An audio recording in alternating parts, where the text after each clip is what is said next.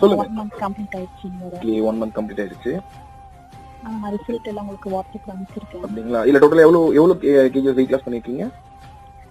போன மாசம் இதே தேதியில 96 கேஜ் இருந்தேன். ஓகே. இப்போ இன்னைக்கு வந்து 89 இருக்கேன்.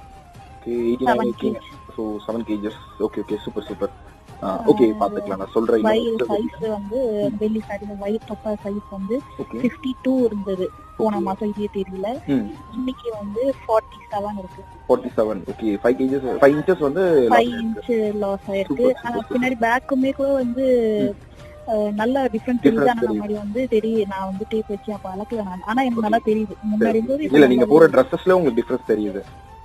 பாக்கும்போதே தெரியுது. பின்னாடி கூட நல்ல அந்த உருவம் வந்து நல்லா அது மாதிரி இருந்ததோட ஓகே ஓகே அந்த பட்டக்ஸ் ஏரியாலாம் கூட நல்லாவே ரிலீஸ் ஆயிருக்கு. நல்லாவே தெரியுது. Okay okay. இப்ப பிளட் டெஸ்ட் எப்ப எடுக்கணும்? 3 மந்த்ஸ் கம்ப்ளீட் இல்ல நீங்க 2 மந்த்ஸ் மேல